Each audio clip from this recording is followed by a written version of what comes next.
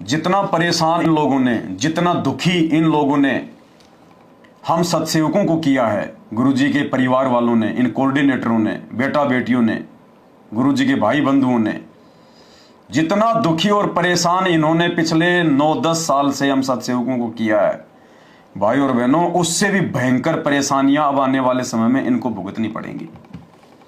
ये तरसेंगे संत रामपाल जी के दर्शन करने के लिए। ये गुरुजी का भाई, गुरुजी के बेटा बेटी, गुरुजी के रिश्तेदार और ये कोऑर्डिनेटर जो आज बिल्कुल आंखों पे काली पट्टी बांध के बैठे हुए हैं, अपने स्वार्थों में लिप्त हैं, ज्ञान आधार इनके आसपास भी नहीं है। ये आने वाले समय में गुरुजी के दर्शनों के लिए तरसेंगे, दर्शनों के लिए तरसेंगे। अगर ये जिंदा रहे तो, अन्यथा काल इनको उठा ले जाएगा। और जो आज परमात्मा के सत्सेवक बच्चे संघर्ष कर रहे हैं, 24 घंटे परमात्मा की सेवा में रहेंगे, 24 घंटे। दिन में 50 बार दंडवत करेंगे अपने भगवान को, 50 बार। पानी का गिलास पकड़ाने वाला भी सत्सेवक ही होगा। गुरुजी के वस्त्र धोने की सेवा करने वाला भी सत्सेवक ही होगा। गुरुजी का ड्राइवर भी सत्सेवक ही होगा। गुरुजी के चप्पल जूते उठाने वाला भी सत्सेवक ही होगा। गुरुजी के आदेशों को संगत में आगे बताने वाला भी सत्सेवक ही होगा। परमात्मा के बच्चे होंगे। और जहां जहां परमात्मा सेवा लगाएगा, जिस जिस देश में, जिस जिस राज्य में, जहां जहां परमात्मा अपने बच्चों को बैठाएगा, राजा के रूप में, मंत्री के रूप में, सत्सेवक ही होंगे। तरसेंगे ये वर्तमान के कोऑर्डिनेटर, ये गुरुजी के परिवार वाले, ये तरसेंगे सेवाओं के लिए। ये बैठ के अपने उन कर्मों को रोएंगे कि हमने उनके साथ में बहुत ज्यादा नाजायज किया। अरे चाहते तो हमारे भी हाथ थे। अगर 10 तुम मारोगे तो 2 हम भी मार सकते थे। 10 गाड़ियां तुम निकालोगे तो 2 गाड़ियां तो हम भी निकाल सकते हैं। जुबान तो हमारी भी है, लेकिन हम डरते हैं परमात्मा के विधान से। हमें परमात्मा ने ज्ञान दिया है, अपना विधान बताया है कि बेटा वो चाहे लाख मार दे, तूने अगर एक भी हाथ कर दिया तो तेरे को तो तेरा एक हाथ का भोगना ही पड़ेगा। तूने अगर एक भी डंडा मार दिया तो तेरे को तो तेरे एक डंडे का भोगना पड़ेगा, और मर्यादा टूटेगी वो अलग है। तो हमने इनकी मार खाई है, इनकी गालियां सही है। इन 9 वर्षों में ना जाने हमने कोई 30 बार मकान चेंज किए, 30 बार। क्या परेशानियां होती हैं, कितनी मुश्किलें होती हैं। इस पवन दास के 2 लड़के और 2 मेरे भाई के लड़के, एक लड़का और एक लड़की, 4 बच्चे। इन लोगों की वजह से, इन लोगों की गुंडई हरकतों की वजह से आज से 3 साल पहले दास ने उन सब की जो है पढ़ाई छुड़वा दी। 3 साल पहले छोटा बच्चा केवल 7वीं, बड़ा वाला केवल 10वीं, और दोनों भाई के बच्चे, एक की उम्र है जो है 10-12 साल और एक उससे 2 साल जो है वो छोटी है। 3 साल हो गए उनको स्कूल नहीं भेज रहा, उनको घर पे बैठे हैं मालिक की दया से, नहीं जा रहे स्कूल में, क्योंकि मेरा एक जगह मेरा टिकना नहीं होता। ये जानी दुश्मन है मुझ पवन दास के, जानी दुश्मन। अगर इनको इस समय अब पता चल जाए कि पवन दास वहां रहता है, ये शाम पहले आ जाए लेके लट, शाम पहले गुंडे लेके आ जाएंगे ये। और हमें भगवान ने मारपीट करना नहीं सिखाया। हमें परमात्मा ने कहा कि जो तो को काटा बोवे वाको बोतु फूल, तो ये फूल के फूल हैं वाको हैं त्रिशूल। आवत गाड़ी एक है उल्टा हो अनेक, कहे कबीर मत उल्टियो रहे एक की एक। क्योंकि हमने अपनी भक्ति को सफल करना है, हमने अपने भक्ति रूपी इस बच्चे को जो है वो परिपक्व करना है।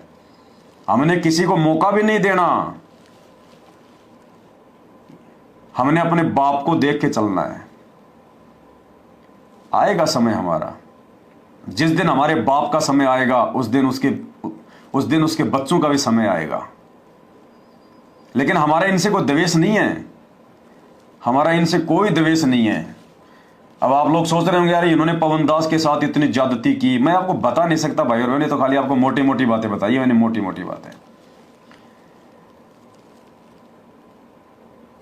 इन्होंने, आपको लग रहा होगा कि पवन दास इनसे नफरत कर रहा होगा, इनसे द्वेष कर रहा होगा। नहीं, अगर मैं इनसे द्वेष करूं तो परमात्मा मेरे को नरक में डाले, नरक में। जब इन्होंने मध्य प्रदेश में मेरे ऊपर हमला किया, लठों से मारा इन्होंने, तो दास फिर वहां से जब मलकी भगा तो वहां जाके दास एक पेड़ के नीचे बैठ के रोने लग गया। एक आदमी था, बोला भाई क्यों रो रहा है, क्यों रो रहा है? क्योंकि उसको पता था कि ये उधर से भाग के आया है और वो लोग इसको मार रहे हैं। जब मैं मार रहा हूँ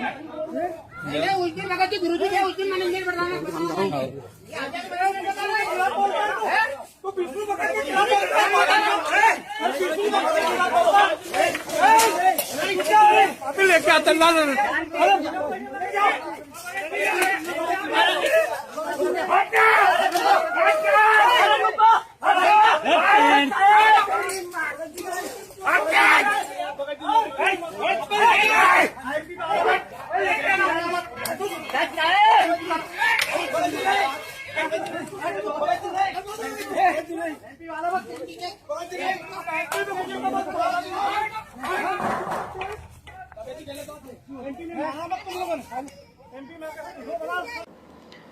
तो बोला क्या बात है? बोल तो घबरा मत, क्या बात है? बोल तो क्यों रो रहा है? तो मैंने कहा यार वो मेरे भाई है, वो मेरे बड़े भाई है, और मैं अपने परमात्मा से ये प्रार्थना कर रहा हूं कि परमात्मा उन्होंने जो किया सो किया, ए मालिक उनको आप कोई सजा मत देना उनको। वो मेरे बड़े भाई हैं, उनको ज्ञान नहीं है, उम्र में बड़े हैं, कोई बात नहीं, लेकिन मालिक आपने मुझे जो है ज्ञान में आपने मुझे बड़ा बनाया, और परमात्मा उन्होंने जो कर दिया सो कर दिया। क्योंकि मैंने आपका एक सत्संग सुना हुआ है, आपका विधान है कि मेरे भगत को अगर कोई नाजायज अगर कोई दुखी करेगा, अगर कोई मेरे भगत को अगर कोई परेशान करेगा, तो परमात्मा कहते हैं मैं उसको धरती से मिटा दूंगा उसको, चाहे वो भगत ही क्यों ना हो सामने वाला। ये मालिक का ये विधान है।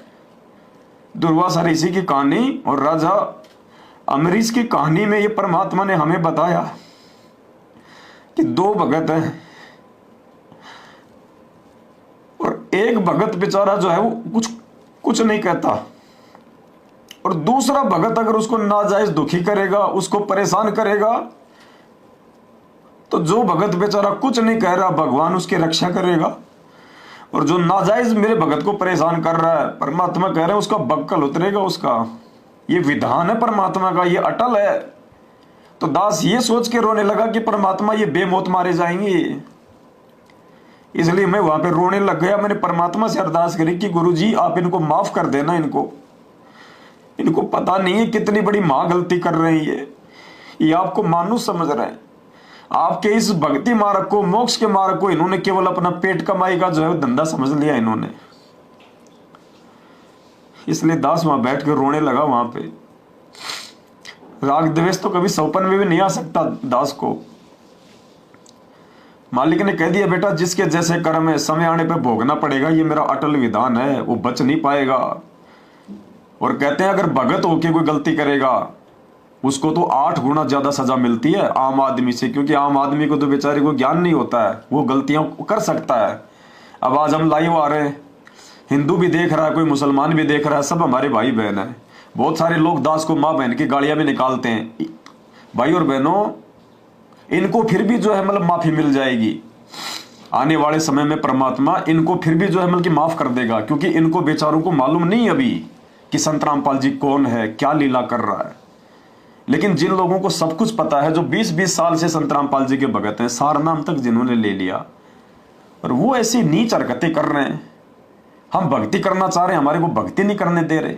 हम भाई बहन मिलकर साथ संगतियां करते हैं, अपने भगवान को भोग लगाते हैं, उनकी महिमा करना चाहते हैं, ये पुलिस वालों को लेके आ जाते हैं, मारपीट करते हैं। इनके साथ में क्या बनेगी? ये दुश्मन है ये परमात्मा के, ये परमात्मा के मार्ग में सबसे बड़े रोड़े हैं ये लोग। आने वाले समय में इनके साथ में क्या बनेगी, सत्संग में परमात्मा ने स्पष्ट किया हुआ है।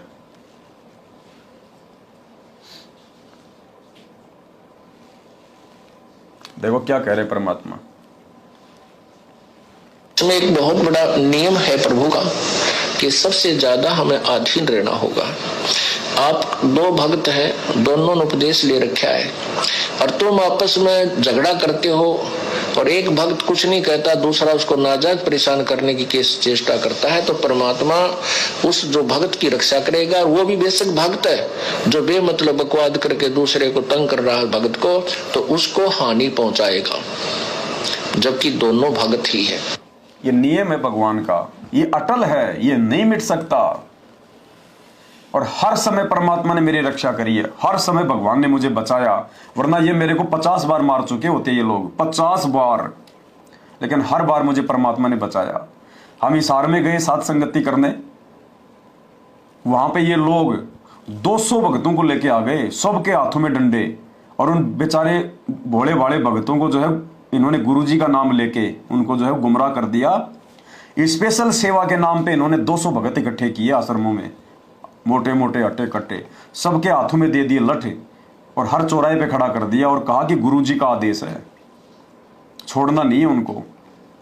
हिसार की जो पुलिस है वो लेके आ गए और हम सब लोग अंदर, हम 200-300 भाई अंदर, हिसार की पूरी थाने की जो है वो पुलिस लेके आ गए और 200 लोगों ने हमें चारों तरफ से घेर लिया वहां हिसार में। बोला वो पवन दास को निकाल दो, हमें और किसी से मतलब नहीं है। भाई और बहनों, भगवान की लीला देखो, परमात्मा की। मालिक ने सभी को निकाल दिया, धीरे धीरे करके, एक एक करके सबको निकाल दिया। वो देखते रहे कि इनमें पवन दास कौन है, जो मुझे जानते थे वो खड़े हो गए वहां गेट पे, सबको निकाला परमात्मा ने। दास केवल अकेला अंदर, कम से कम 8-10 वो पुलिस वाले डेरा डाल के बैठ गए वहां उस मकान के आगे सुबह ही, और 200 आदमी खड़े, सब निकल गए। बोले पवन दास अंदर है, वो बोले भाई नहीं है पवन दास अंदर, बोला अंदर है पवन दास। और भाई और बहनों, पूरा दिन वो पुलिस उस मकान के अंदर नहीं आई, ना वो भगत अंदर आए, नहीं तो 2 मिनट में अंदर आ सकते थे वो चेकिंग करने। 10-11 घंटे बीत गए। रात को तकरीबन 7-7:30 बजे के आसपास परमात्मा ने एक लीला करी। हनुमानगढ़ से हमारे लालचंद भगत जी हैं, संकल्प नाम दीक्षा में, वो परिवार साथ संगति से जुड़ा हुआ था। वो बीएसएफ में नौकरी करता है, छुट्टी लेके साथ संगति में आ रहा था वो, लेकिन उसको पहले पता चल गया कि वहां ये हो गया। फिर भी उसको परमात्मा ने उसको दया बख्शी, मालिक ने उसको हिसार भेजा। उसकी भक्तमती, उसका बेटा, उसकी बेटी और लालचंद भगत जी अपनी गाड़ी लेके 4 व्हीलर और आ गए वहां पे, पूछते पूछते एड्रेस। और भाई और बहनों, जो पुलिस और जो भगत सुबह से वहां पे डेरा डाल के बैठे हुए थे कि पवन दास को छोड़ेंगे नहीं, वो पुलिस वालों ने भी कह दिया था उनको, सुलेखा बहन जी को, जिनके घर पे साथ संगति थी, बोला ये पवन दास कौन है, आज ये बचेगा नहीं भाई, आज इसके साथ में कुछ भी हो सकता है। भाई और बहनों, पता नहीं क्या परमात्मा ने क्या लीला करी, उधर से उस भगत जी का आना हुआ और इधर से परमात्मा ने मात्र 10 मिनट के लिए पुलिस वालों को भी वहां से हटा दिया और भगतों को भी वहां से हटा दिया। 10 मिनट के लिए वो भगत अंदर आया और भगत ने, और फिर उस बहन के अंदर परमात्मा ने प्रेरणा कर दी कि भाई आप इनके साथ में जो है आप निकल जाओ। उसी समय दास भगत जी के साथ में उसकी गाड़ी में बैठ के वहां से निकल लिया। 10 मिनट बाद तो वो पुलिस और भगत वापस आ गए और तुरंत मकान में घुस गए अंदर। मतलब वो प्लानिंग करने गए थे कि अब ऐसा करो, यहां पे बैठे रहने से कोई फायदा नहीं है, अब जैसे तैसे करके जबरदस्ती आप जो है, मतलब कि पुलिस वालों को कहा उन्होंने साइड में ले जाके कि आप इस घर के अंदर जाओ और उसको लाओ पकड़ के। उनका तो जाना हुआ, इधर से उस भगत का जो है परमात्मा ने भेजना हुआ, और 10 मिनट के उस टाइम में परमात्मा ने मुझे वहां से निकाला। तुरंत मैं हिसार से बाहर भी नहीं निकला, तुरंत वो पुलिस और भगत वापस आए, उस भगतमती के मकान का बाथरूम तक छान मारा, बाथरूम तक। और बाद में दूसरे दिन जब हम पहुंच गए, पीछे से सुलेखा बहन की मां का फोन आया, बोले भाई मैंने कल तो मैंने बताया नहीं तुझे, अब मैं तुझे बता रही हूं, मैं तुझे सच्चाई। बोला कि तेरे कारण हमारे को, बोले गुरुजी के दर्शन हो गए, तेरे कारण हमें गुरुजी के दर्शन हो गए कल। मैंने कहा बहन वो कैसे? बोला भाई तुझे गुरुजी अपनी गोद में उठा के लेके जा रहे थे, मैंने खुद अपनी आंखों से देखा है। वो भगत नहीं था, उस भगत के रूप में परमात्मा आए थे, तुझे अपनी गोद में उठा के लेके गए थे वहां से गुरुजी। तो भाई और बहनों, ये असंभव बातें हैं, आने वाले समय में ये इतिहास में लिखी जाएंगी कि परमात्मा ने खाली जो है प्रहलाद की रक्षा नहीं करी, परमात्मा ने खाली मीराबाई की रक्षा नहीं करी, परमात्मा ने कलयुग की पिछली पीढ़ी में भी अपने भक्तों की रक्षा की, पल पल अपने भक्तों के साथ था। हर जगह परमात्मा ने इस दास को बचाया 8-9 साल में, हर जगह। अरे संगत तो अब 1.5 साल से सेवा देने लगी है, 1.5 साल से, और आपकी सेवा भी आपकी सेवा में लग रही है, आप सबको पता है, आपको विश्वास है, इसलिए आप लोग मुझे सेवा देते हो। और आपने सेवा क्या दी, मैनेजमेंट ने मेरे ऊपर फिर से एक नया मुकदमा कर दिया 420 का। हिसार में 3 महीने की जेल काट के आया, मुकदमा करवा दिया, वहां भी नहीं छोड़ा इन्होंने। और इन्होंने खूब कोशिश करी मेरे को वहां भी मारने की, लेकिन जो है वो पुलिस वालों ने हाथ तक नहीं लगाने दिया, हाथ तक। मालिक की दया। जेल में चला गया, जेल में गुरुजी का जवाई संजय खानपुर वाला, संत रामपाल जी का दामाद, वो पहले से वो जेल में पड़ा था मर्डर के मुकदमे में। जेल में जैसे मैं पूछा, दूसरे दिन वो जो है गुरुजी का जवाई, गुरुजी का दामाद संजय खानपुर वाला, यानी गुरुजी की बेटी है ना मंजू, उसका पति 2 गुंडे लेके आया। वो 2 गुंडे भी कौन थे, गुरुजी के बॉडीगार्ड जो आश्रम में रहा करते थे। वो तीनों जने मेरे पास में आए, मैं लेट रहा था वहां पे जेल में, अपने उसमें रूम में। तीनों आए और मेरे को धमकाने लगे कि अगर यहां हमारे बारे में किसी को कुछ बोल दिया तो हमसे बुरा कोई नहीं होगा, ध्यान रख लेना।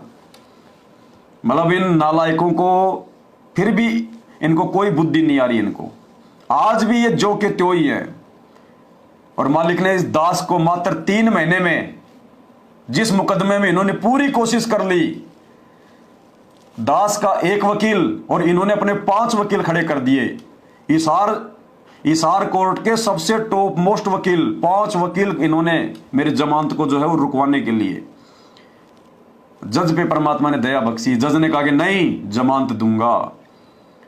3 महीने में इनका पूरा जोर लगाने के बावजूद परमात्मा ने दास की जमानत करवाई। और वो गुरुजी का जवाई आज भी जेल में सड़ रहा है, वो गुरुजी का दामाद आज भी जेल में सड़ रहा है, उसकी जमानत नहीं हो पा रही। तो परमात्मा किसके साथ है? अपने बच्चों के साथ में है परमात्मा। तो आप लोग तो खाली 1.5 साल से सेवा देने लगे हो, और आपने जो सेवा दी आपकी सेवा में लगी। आपकी सेवा से आने जाने के लिए एक सफारी गाड़ी ली थी 24-25 लाख की, उसको भी सतलोक आश्रम मैनेजमेंट जो है वो चुरा के ले गया, उसको भी चुरा के ले गए, उस गाड़ी को भी उठा के ले गए धोखे से। 10-12 लाख वो बंबई का एक भगत है, उसके पास मैंने रखे थे जब मैं जेल में गया था सेवा के, वो 10-12 लाख रुपए वो जीम गया। जिन्होंने सेवा दी थी वो अपनी सेवा भी ले गए। और पिछले 8 साल से इस दास ने किसी से 1 रुपया ले लिया। बसों में आना जाना, साथ संगतियों में दिन रात ये वीडियो बनाना, लाइव आना। इस पेज पे जाके देखो, इस पेज पे जाके कोई यूट्यूबर भी नहीं बना सकता इतने वीडियो। इस पेज पे कोई 4-5 हजार वीडियो पड़े होंगे, 4-5 हजार वीडियो 2-2 घंटे के, 3-3 घंटे के। आने वाले समय में ये वीडियो दुनिया देखा करेगी। ये साथ संगति की वीडियो देख देख के दुनिया जो है भक्ति पे ये दृढ़ होगी, अपने बाप को पहचानेगी, संत रामपाल जी भगवान को। जो आज लोग गालियां दे रहे हैं, जो आज लोग मतलब की मजाक में ले रहे हैं साथ संगत के वीडियो को, आने वाले समय में अगर उनको भक्ति करके पार होना है तो साथ संगति के वीडियो संत रामपाल जी के सत्संगों के साथ साथ देखने पड़ेंगे। दूसरा कोई तरीका नहीं है। बहुत सारी बातें हैं भाई और बहनों।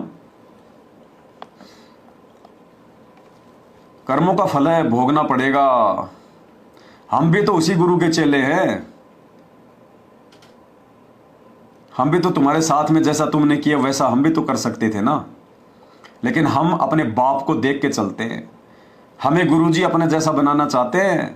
गुरु को कीजिए दंडवत, कोटि कोटि प्रणाम, कीट न जाने भृंग को गुरु कर ले आप समान। हमें गुरुजी भस्मासुर जैसा नहीं बनाना चाहते, हमें गुरुजी रावण जैसा नहीं बनाना चाहते, हमें गुरुजी सुदामा जैसा बनाना चाहते हैं, हमें गुरुजी भगत बनाना चाहते हैं। और हम भी भगत बनना चाहते हैं भाई। हमने यहां से निकलना है इस गंदे लोक से। इसी जन्म में निकलना है, जैसे तैसे करके, रो पीट के, कुछ भी करके गुरुजी को रिझाना है, चाहे शीश क्यों ना काटना पड़ जाए। शरीर का अगर ये अंग अंग भी अगर काट के देना पड़ जाए परमात्मा की सेवा में तो भी थोड़ा है। तो भाई और बहनों, आज अपने गुरुजी के प्रति जो भाव है, अपने गुरुजी के प्रति जो प्यार, जो प्रेम, अपने गुरुजी के प्रति जो समर्पण, जो निष्ठा, अपने गुरुजी के प्रति मर मिटने का जो एक जज्बा, ये केवल और केवल सत्सेवकों में है, बाकी नहीं है। बाकी सिर्फ जुबान पे गुरुजी, बंदी छोड़, सतगुरु, संत रामपाल जी महाराज, संत रामपाल जी कबीर हैं, संत रामपाल जी भगवान है, केवल उन आश्रमों में खाली जुबान पे है। यहां से कोई नहीं मानता संत रामपाल जी को कि खुद ही कबीर है, खुद ही भगवान है। अगर मान लेते तो कागज के टुकड़े का, वो नकली फोटो का, दाढ़ी मूंछ वाले को अपना बाप मानने की जरूरत नहीं पड़ती। हम सत्सेवकों ने फाड़ फाड़ के फेंका है उन फोटोओं को, फाड़ फाड़ के 5 जगह मुकदमे हो रखे हैं, 5 जगह, एक भी थाने से फोन नहीं आया, क्योंकि समर्थ बैठा ऊपर, सबका बाप, वो चाहेगा वो होगा। दुनिया चाहे कितने चाहे जोर लगा ले, जो मेरा गुरु चाहेगा, जो मेरा बाप चाहेगा वो होगा। वहां से हमारे को हिम्मत मिलती है। नहीं, हमें कौन सी पेंशन मिल रही है, हमें कौन सा मेडल मिल रहा है, दुनिया भर के तो गालियां खा रहे हैं, मार खा रहे हैं, फिर हमें कोई मजा आ रहा है क्या? कोई 4-4 घंटे 3-3 घंटे लाइव आ रहे हैं, आपको समझा कि मुझे मोक्ष मिल जाएगा क्या? लेकिन जिम्मेदारी अपने बाप की गैर हाजिरी में आने वाले पुण्यात्माओं, जब जब ये परमात्मा धरती पर आया है, जब जब ये भगवान धरती पर आया है, हर समय इस परमात्मा, अब दास ज्यादा नहीं कहना चाहता, हर समय परमात्मा कुछ एक आत्माओं को अपने साथ में लेके आता है। सतलोक से ही लेके आता है परमात्मा कुछ एक आत्माओं को अपने मिशन में सहयोग के लिए, क्योंकि काल अपने दुनिया भर के दूत भेज देता है उनके मिशन को बर्बाद करने के लिए। दुनिया भर के दूत उनके आसपास ही पैदा कर देता है काल। ये रूल है, ये विधान है। और परमात्मा भी कुछ आत्माओं को अपने साथ में लेके आते हैं। 650 साल पहले जब कबीर जी आए तो उस काल में कमाल नाम का दूत भेज दिया, मृत्यु अंधा नाम का दूत। वो कमाल जो था वो दूत था वो काल का, आज बताया परमात्मा ने। और आगे चल के उस कमाल ने परमात्मा की संगत के 2 टुकड़े कर दिए। गुरुद्रोही घोषित हुआ वो, रियल गुरुद्रोही। वो काल का दूत था परमात्मा के मार्ग में। उसके बाद परमात्मा ने देखा कि मैं धर्मदास के माध्यम से अपने मार्ग को चलाऊं। धर्मदास के घर में काल ने उसके बेटे नारायण दास के रूप में अपना मृत्यु अंधा नाम का दूत भेज दिया। उसके बाद परमात्मा ने सोचा मैं धर्मदास के माध्यम से अपना मार्ग चलाऊं, तो धर्मदास में काल ने कुप्रेरणा कर दी। जो नाम परमात्मा ने दिया था वो नाम वो अपने बेटे को बताने वाला था, वो मुक्तामणि को, चूड़ामणि को। लेकिन उससे पहले परमात्मा ने, वो अंतर्यामी थे, वो तो जगन्नाथ ले जाके समाधि दे दी। आगे चल के यही परमात्मा नानक जी के रूप में आया। नानक जी के रूप में परमात्मा ने अपना खेल खेला। तो नानक जी के दोनों बेटे उनके मरने के बाद, उनके शरीर छोड़ने के बाद में काल के दूत हो गए। जीते जी भी उसकी बात नहीं मानते थे, और मरने के बाद नानक जी के पंथ के दो टुकड़े कर दिए, दोनों ने अलग अलग। और आज वही कबीर भगवान संत रामपाल जी के रूप में धरती पर आया है। तो उनके दोनों बेटे, दोनों बेटियां और उनका भाई, ये काल के दूत हैं, स्पेशल काल के दूत हैं ये। इसलिए परमात्मा कुछ नहीं कहता उनको, कुछ नहीं कहता परमात्मा। वो जो कहते हैं परमात्मा यश कर रहा है, क्योंकि लीला चल रही है, खेल चल रहा है। अगर इस समय अगर गुरुजी का परिवार कहेगा कि गुरुजी, हाँ भाई गुरुजी आपकी बेटी मंजू, उसको आश्रम से नो एंट्री कर दो गुरुजी, गुरुजी उसी समय नो एंट्री करेंगे उसकी। और 4 महीने पहले आपको पता होना चाहिए गुरुजी की बेटी मंजू के नाम का पीड़ा पर्चा संगत में आ गया था कि मंजू की सभी आश्रमों से नो एंट्री की जाती है। क्यों? क्योंकि मंजू अपने चाचा की बात नहीं मान रही थी, महेंद्र भगोड़े की बात नहीं मान रही थी, उसकी नो एंट्री कर दी गई। 5-7 दिन बाद में उसने माफी मांगी, उसकी वापस उसकी एंट्री की हुई। संजीव हुड्डा उत्तर प्रदेश का स्टेट कोऑर्डिनेटर, उसकी नो एंट्री हुई। फिर संजीव हुड्डा ने पैर पकड़े महेंद्र के, फिर महेंद्र ने वापस उसकी एंट्री की और उत्तर प्रदेश का शामली का आश्रम उससे छीन लिया, देशराज को दे दिया, दिल्ली वाले को। गुरुजी के परिवार और हरियाणा के स्टेट कोऑर्डिनेटर अमन गोदारा जो कि रोहतक का है, उनके बीच में लट्ठम लठ।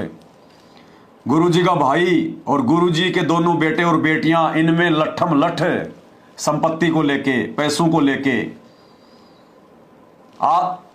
ढंग से खेचातानी हुई खूब अच्छे से। उसके बाद में गुरुजी के भाई ने, महेंद्र ने देखा कि दाल तेरी नहीं गलेगी। गुरुजी के दोनों बेटों को धनाना में आश्रम खोल दिया। ये जो धनाना आश्रम है ना, ये गुरुजी के दोनों बेटों के लिए है कि बच्चों तुम यहां करो अपना धंधा, बाकी आश्रम में, बाकी बहुत सारे आश्रम है, वो आश्रम अपना मैं खोल लूंगा। महेंद्र ने धनाना आश्रम गुरुजी के बेटों के लिए खुलवाया कि कहीं मेरे बीच में टांग न अड़ाएं। ये धंधा हो रहा है, धंधा, धर्म नहीं, ये धंधा है। पढ़ा लिखा भी अंधा है। ये संगत रोएगी, रोएगी ये संगत है। अरे इस संगत ने क्या सत्संग सुने संत रामपाल जी के, क्या खाक सत्संग सुने तुम लोगों ने। मर जाओ डूब के, धिक्कार है तुम्हारे को। ये गुरुद्रोही की तुम्हारे को जो है परिभाषा का नहीं पता। अरे ये दुनिया वालों को तो देशद्रोही की परिभाषा का नहीं पता।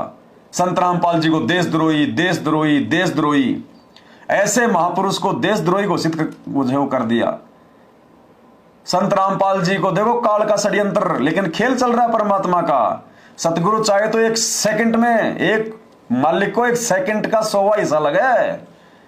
ये परमेश्वर 2 मिनट में यूं कर दे बिल्कुल उल्टा, लेकिन नहीं, ये कलयुग की बिचली पीढ़ी है। परमात्मा ने चमत्कार नहीं करना, मालिक ने ज्ञान दिया है, शिक्षा दी है, प्रमाण दिखाएं। ये ज्ञान मार्ग है। परमात्मा ज्ञान से अपनी पहचान करवाएगा और ज्ञान से ही आत्माओं को दृढ़ करेगा, विश्वासी बनाएगा। इसलिए परमात्मा खेल खेल रहा है कि काल ने जितना करना उतना करे, जितनी गंदगी फैलानी है फैलाए, जितना अपने एजेंटों के माध्यम से मेरे मार्ग को बर्बाद करवाना है करवाए। जो मेरे हंस होंगे, जो मेरे बच्चे होंगे, जो मेरे भगत होंगे, वो तो मेरी राह पे चलेंगे। जो कोयल के बच्चे होंगे वो तो कोयल की बोली बोलेंगे, और जो कव्वे के होंगे वो काऊ काऊ करेंगे।